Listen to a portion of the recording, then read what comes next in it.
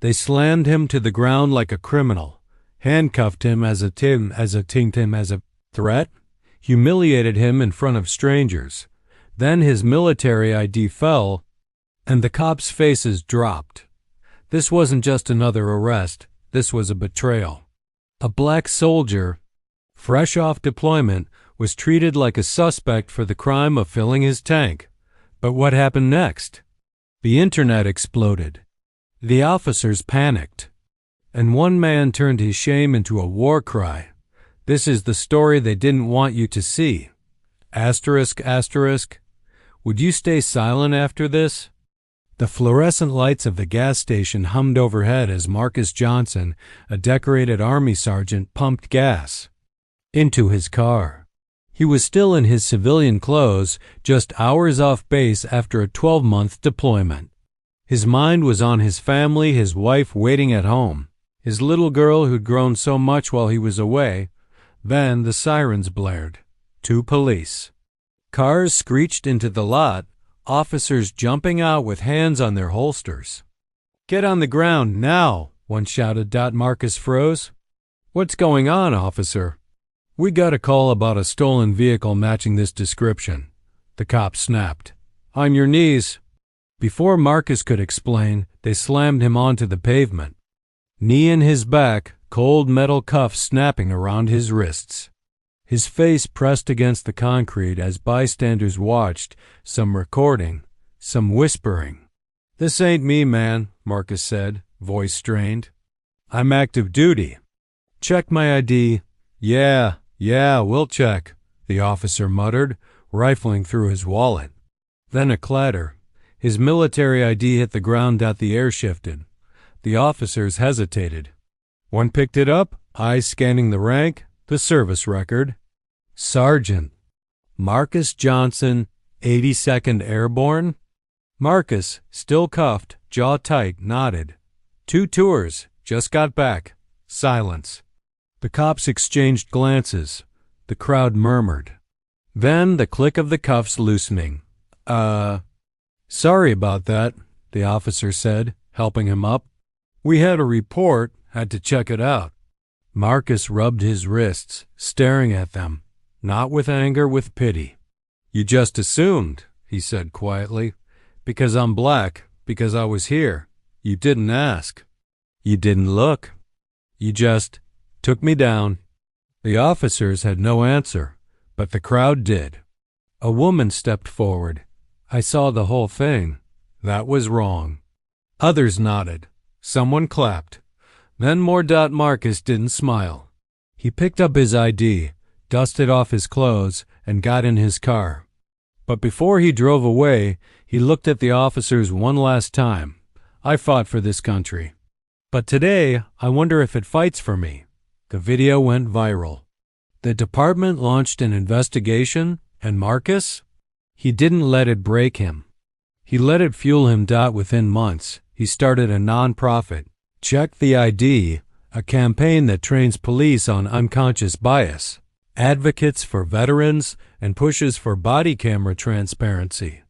Because that day at the gas station, it wasn't just an arrest. It was a wake-up call, and Marcus Johnson made sure the world heard it.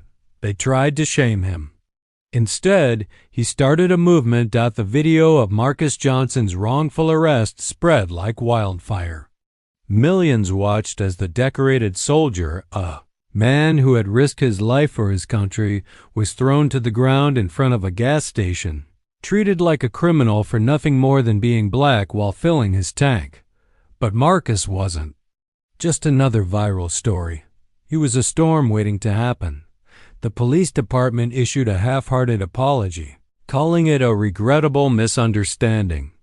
The officers involved were placed on administrative leave with pay. Meanwhile, internet trolls flooded Marcus's social media, calling him a thug and saying if he didn't want trouble, he should have just complied faster. But Marcus had survived war zones. Keyboard warriors didn't scare him. A week later, Marcus sat across from the police chief in a tense meeting. "We're sorry for what happened," the chief said, sliding a settlement offer across the table. This should cover any inconvenience. Marcus didn't even glance at the check. I don't want your money, he said, voice low. I want change. The chief sighed. Look, these things happen. It's not systemic. It is systemic, Marcus cut in. And I'm done explaining it to people who refuse to see it. He stood up, leaving the unsigned check behind. Marcus took his story straight to the phase. People. He spoke at town halls, veterans events, and even testified before Congress. His nonprofit, Check the ID, grew rapidly, partnering with civil rights groups and military organizations to demand accountability. Then came the bodycam footage. Police had claimed they acted on reasonable suspicion. But the video showed the truth. Marcus had been calm, compliant, and never once resisted. The 911 call that sparked it all?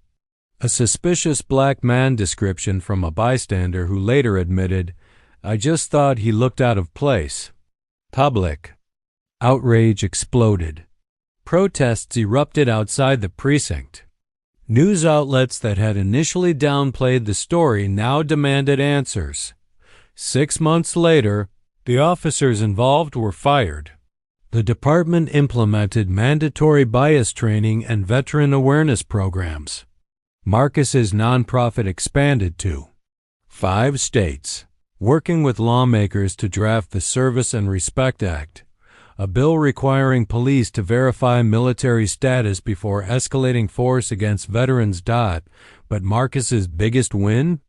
Not from the department, not from the officers, from the stranger who had made the call. A middle-aged woman approached him after a speaking event, tears in her eyes. I didn't know. I didn't think. She has TMMERED. Marcus didn't yell. He didn't shame her. He simply said, now you know. So what will you do next? Today, Marcus still serves not just in uniform, but in the fight for justice. His story is taught in police academies, his nonprofit has saved countless others from the same humiliation, and his daughter. She looks at him now and says, Daddy, you're my hero. Not because he survived the war, but because he came home and fought a different battle and won. They tried to silence him with handcuffs. Instead, he shattered the system with his truth. The fire Marcus ignited couldn't be contained. What began as a humiliating arrest at a gas station became the spark for a national reckoning, one that would force America to confront its ugliest truths about race, justice, and what it truly means to serve. 3 months after the body cam footage went viral, Marcus received an unexpected email marked Urgent POTUS Meeting Request. The Commander-in-Chief wanted to hear his story firsthand. In the Oval Office, surrounded by portraits of presidents past, the president leaned forward. Sergeant Johnson, your country failed you. How do we fix this? Marcus didn't hesitate. Start by honoring the oath we all took to protect all Americans equally. That night, the president announced sweeping police reform legislation dubbed the Johnson Protocol, requiring mandatory de-escalation training for all officers, federal oversight of racial bias complaints, automatic review of all veteran-related arrests. Not everyone celebrated. Right-wing media labeled Marcus a race-baiting activist. A prominent news anchor sneered, "Since when do we let soldiers dictate police policy?" Then came the death threats. Traitor. Diversity hire. You'll regret this. Marcus's wife begged him to step back. They're coming for us, she whispered, clutching their daughter after a brick shattered their living room window. But Marcus had faced Taliban snipers. He wouldn't bow to cowards hiding behind screens. The backlash only amplified Marcus's message. NFL players knelt during the anthem in solidarity. Veteran groups marched outside Capitol Hill. Even retired generals spoke out.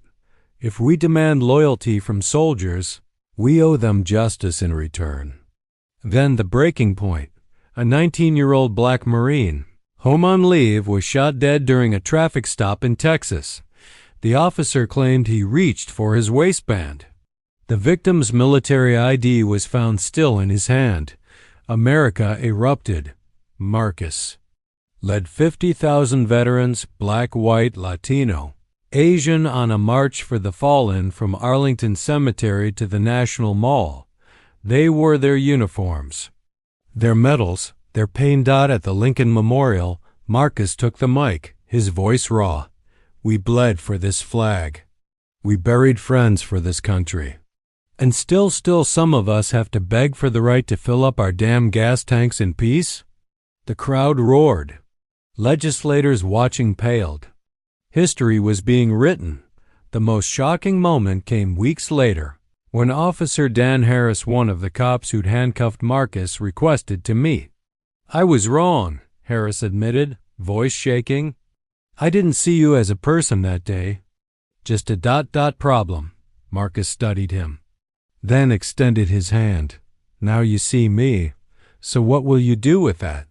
Harris became the first white officer to join Check the ID, now a 200,000-member coalition changing policing from within. 5 years later, Marcus Johnson's name is in history books. His nonprofit has overturned 17 wrongful convictions of black veterans, trained over 300 police departments in bias intervention, pushed through 23 state laws protecting service members but at home. As Marcus tucks his daughter into bed, she asks the question that keeps him fighting. Daddy, will I ever have to be brave like you? He kisses her forehead. No, baby, because Daddy's fighting so you won't have to. They thought handcuffs would silence him. Instead, they unchained a movement that changed America.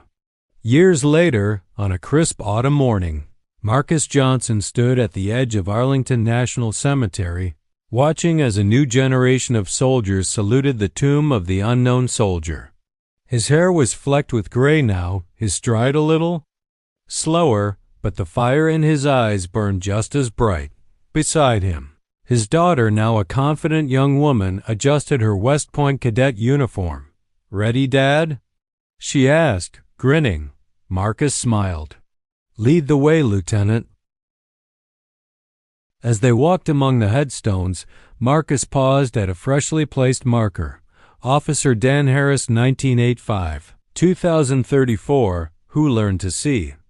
Harris had died a hero, saving a black teenager during a protest gone wrong.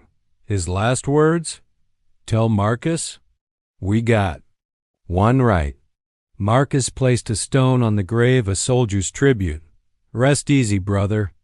That afternoon, Marcus addressed the first graduating class of the Johnson-Harris Justice Academy, where cops and cadets trained side by side. His voice carried across the crowd. They told me I was just another angry black man, they said. My uniform didn't matter, but you? You're proof that it always mattered. He locked eyes with a young recruit black, trembling with nerves, just like he'd been decades ago at that gas pump. Your job isn't to serve power. It's to serve people. Remember, the hand that reaches for a badge today could have held a rifle yesterday. See the human. Check the ID. As fireworks lit up the night sky over the Lincoln Memorial, Marcus's daughter took the stage where he'd once rallied thousands. The crowd fell silent as she unfolded a weathered military ID, the same one that had fallen from Marcus's wallet all those years ago. My name is Maya Johnson. And unlike my father, she smirked as Marcus chuckled in the front row, I never have to prove I belong here. The audience erupted. Marcus wiped his eyes. The journey was complete. They tried to define him by the color of his skin. He forced them to see the content of his character. They thought the handcuffs would break him. Instead, they unchained a nation. This isn't just Marcus's story anymore. It's yours. What will you do with it? In every gas station, on every patrol, in every moment where someone assumes instead of sees. Remember the ID that changed everything. And ask yourself, Whose humanity will you recognize today?